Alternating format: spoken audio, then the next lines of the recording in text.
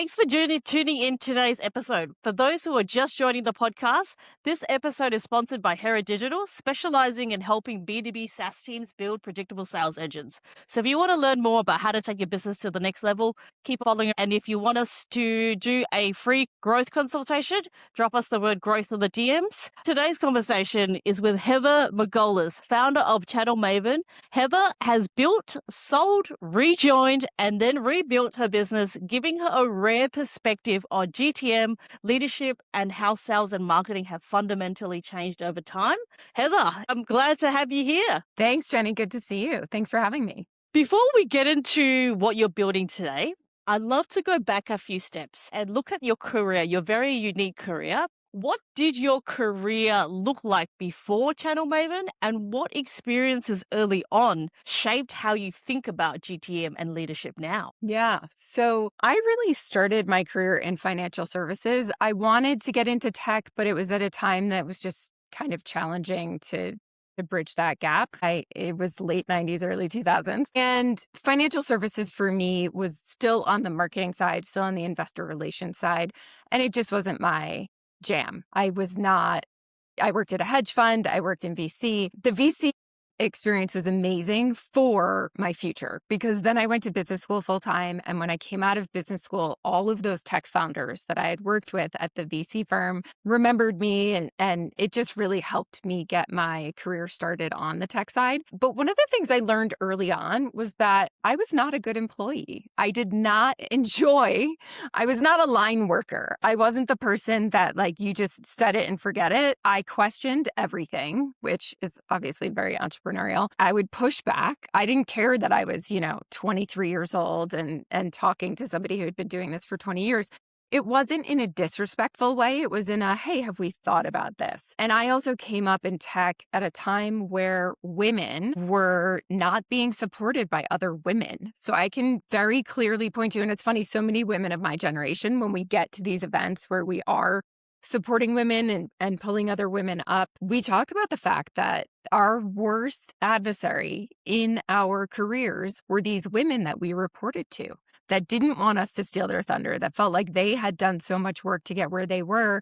They didn't want to help another woman get there without them also going through the heartache. So I think the biggest thing for me was realizing that I was great at making connections. I was definitely a visionary.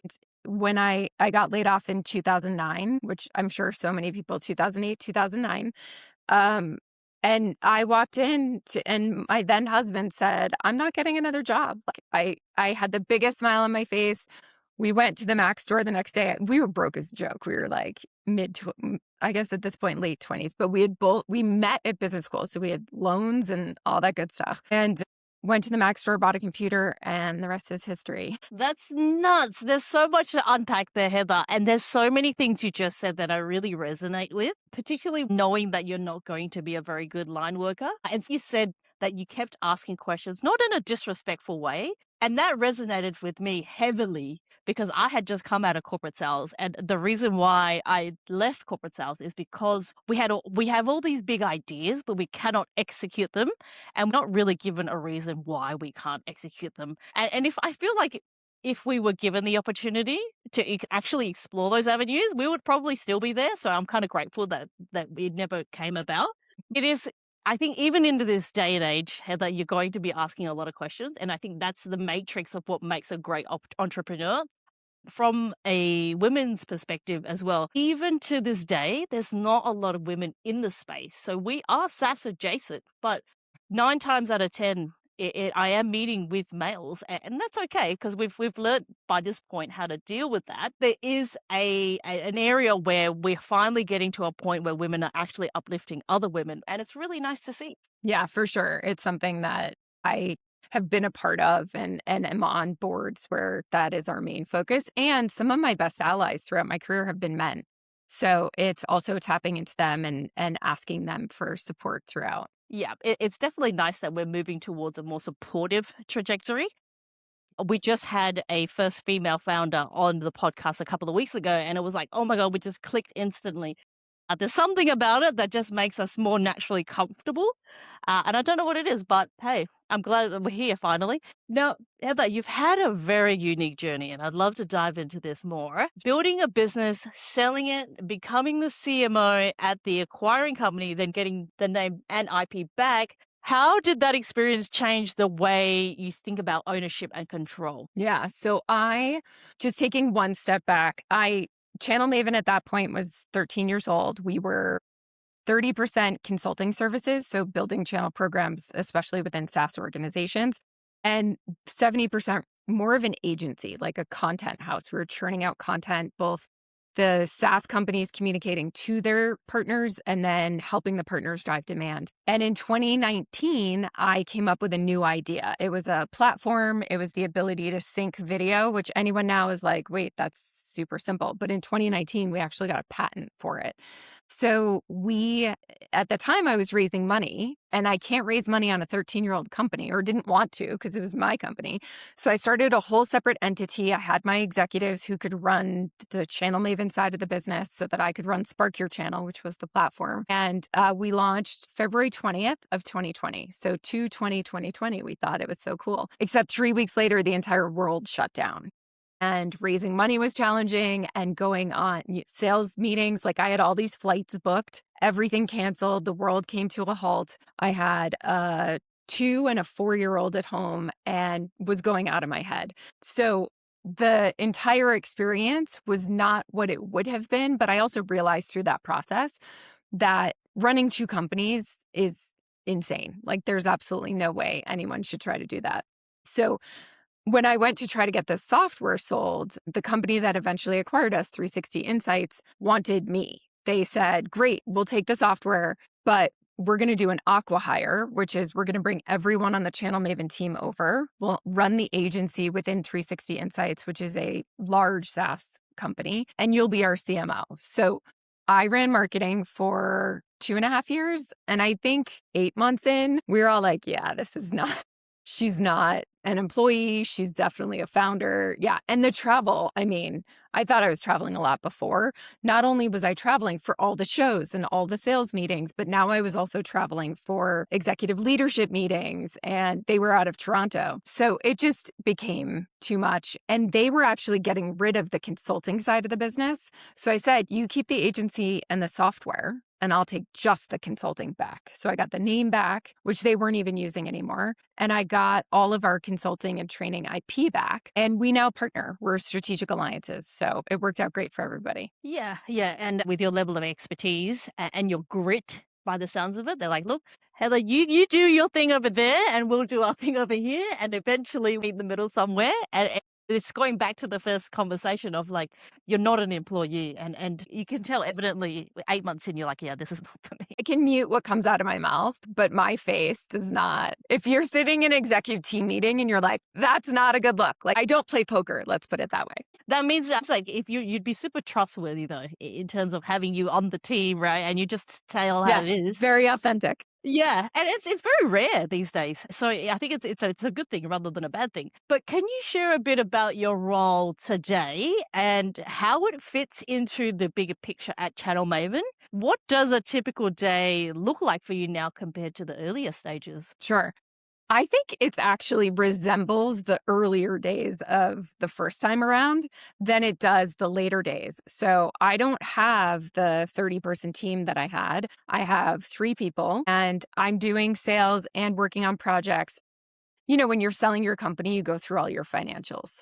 And as we're going through the financials, I was like, and I had a feeling this was the case, but when it's right there in black and white or spreadsheet, I made more money. I personally made more money when we had 7 to 10 employees than when we had more than 10. So I was like, what am I doing? I'm killing myself. The HR issues are driving me bonkers. Let's just be, small and nimble and beautiful, and it all works out better. This time around, when I first started, I didn't have kids. Now I have 2 young kids, and being there for them and self-care is way more important to me than it was first time around. So I think building something that is more manageable, knowing my weaknesses already and hiring to those weaknesses instead of, taking 3 to 5 years to try to be Superwoman and realizing that, you need some help sometimes. Burnout is real, Heather, especially in this industry, because you just don't know the next time you look at the clock and it's way later than you thought. But I really resonate again with actually building something that it's intentful, maybe not as fast, but it's sustainable in the long term. Yes.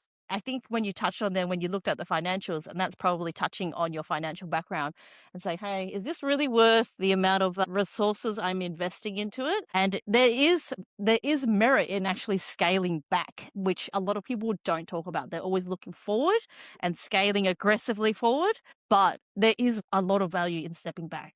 And then, outside of looking at the numbers and the metrics and the data on your screen, and obviously the external factors such as your family, what really spoke out to you and said, hey, this is actually better if I scale backwards? Because that's not something that people talk about. So it's interesting. I actually have started working with a business coach. And one of the interesting things, and I came from a family where, girls can do anything boys can do. I worked at a hardware store when I was in high school. I worked at an auto body shop. My dad and I rebuilt cars. I came at business in a very masculine way.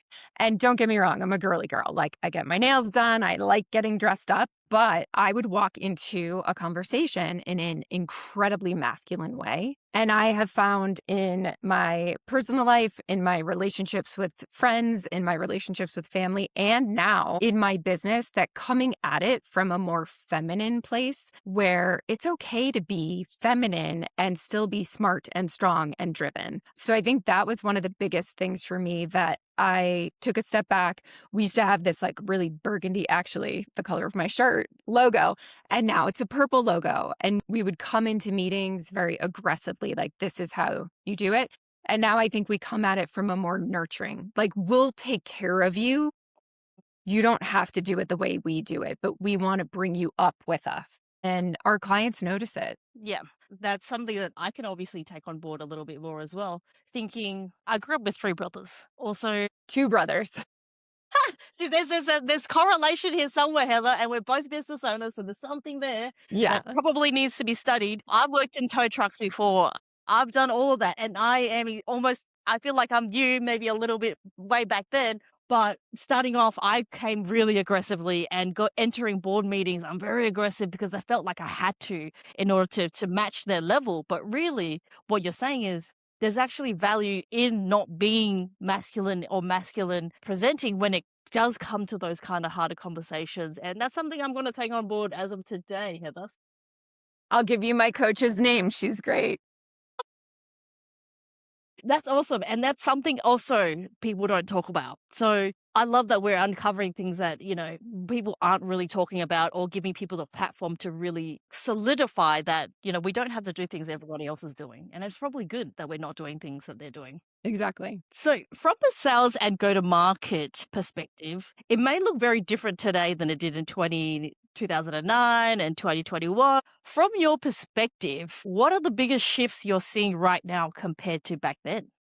I mean, I'd get shot if I didn't say AI, right? Like, we're actually launching an agentic tool that helps channel marketing partners and the channel account managers do their job better. It's not that we're trying to replace anyone, but there's so much more knowledge, and it builds a knowledge base, and it talks to whoever's using it. That I think it's important for, it's fine if you don't want to use AI, but you need to understand how it works. And I actually just spoke, I live in Boulder, Colorado. So CU Boulder is right here in town. And they had a bunch of business owners and executives come in and say, this is how you need to prepare your students. And the biggest theme that came out of that was, whoever's using the AI needs to know how to do that job, so that if they're asking AI to write something or to do some data analysis, they know if it's right or wrong. Because you can't just assume, you can't set someone who has 0 years of experience in front of a computer and say, do all these prompts and put it together and tell us what happens. You need the person whose job that used to be. But the difference is the person who used to do that job can now do more. They can be more strategic. They can be more of a visionary. They can spend more of their time innovating and creating than just putting out fires. And I think those folks who are concerned about AI or who just think that they would do a better job are working harder, not smarter. I think the whole point of AI was to alleviate some of the load, especially when it comes to data analyzation, but also understanding the metrics and how do we then use them. That's an area where I think the AI is really, really great. But you have to know the job. You can't expect to know what the output is, whether that's good or wrong. You can't even give it the right context to then prompt it correctly if you don't have experience. Yeah. To say it doesn't help you is probably an understatement. It definitely does help you, but how do you then measure, am I doing my job correctly? Am I innovating enough? Am I becoming the visionary that, say, Heather wants me to be when I'm employed within her business? So I'm excited to see what that looks like, Heather. So when's the release date for our people that are listening? We are launching the week of February 20 something. Obviously, February is my launch month, apparently. The 22nd or 23rd. Perfect. So for anyone who's tuning in and interested in to see what Heather's building with agentic AI, please go ahead and visit her channels. We will tag all the required channels below, and it's all going to be really exciting to see how that really changes how the industry is shaped, specifically with what Heather does at Channel Maven. So please do look out for that. As you've restarted to evolve the business now, especially with the conversation of AI, what metrics or outcomes are you most focusing on improving, and why do those matter most at this current stage? Yeah. So on the consulting side, I have a ton of relationships. So when I took the business back, I literally did a LinkedIn post and we did 6 figures in a month, which I feel very fortunate and I'm very humbled by those relationships, but that's not scalable. So being able to very concisely say what we do, instead of someone having to talk to me, they need to be able to, from our social, from our website, from any of those other resources, know exactly what we're doing. And then another thing we're really trying to do is make the price point more predictable. So with consulting, every project's different. Every project looks different. We end up having to, meet with multiple people multiple times to get a true proposal. With the AI tool, we're going to end up posting it on our website because very few companies can say, oh, this is all it is. There's an implementation fee and then there's an annual fee. And that's it. So you've actually gone into the route of systemizing pricing structure so that it's easily adaptable, but also you can just go to the website, get the information. Is this for us or not? Okay, good. Then we bounce, or if we don't bounce, or we convert. It's very clear to me that you are very concise with your messaging. And I think saying that and being able to say it so confidently does drive those partnerships and those assessment and redesign programs and even workshops, which is something not a lot of consulting businesses do. That's definitely our bread and butter. I would say the program assessments, the partner enablement, but those workshops, not our bread and butter from a financial perspective. That's what I love.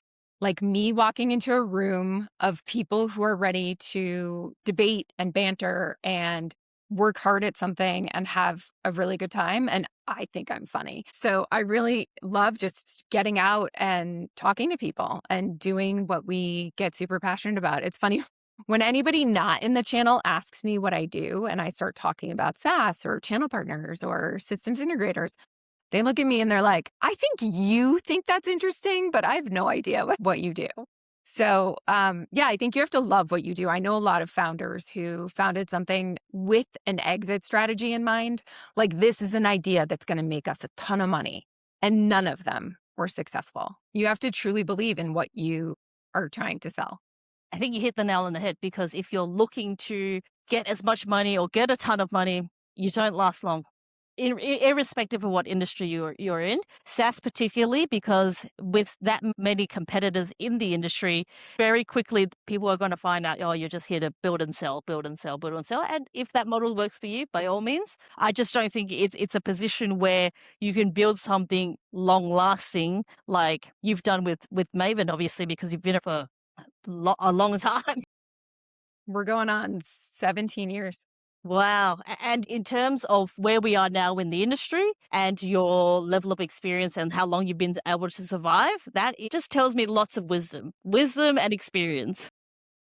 And lots of support. I've learned to ask for help. I've learned to find resources that I need to really either jumpstart things or organize things or yeah, knowing your weaknesses and going and getting help. Yeah, 100%. Heather, I've got the last question for you before we close off today's session. But looking ahead 6 to 12 months, ideally, would you want Channel Maven to be? And if you had a magic wand to fix just one thing that's currently slowing your momentum, what would that be? I would say I want us to double the revenue we did last year. Last year was our first full year back. We did incredibly well. I intentionally made mistakes. Like we tried doing a curriculum that didn't go anywhere. So we spent a lot of money on that. And we built a lot of partnerships. This time around, it's not adversarial. Like every company out there we could potentially partner with.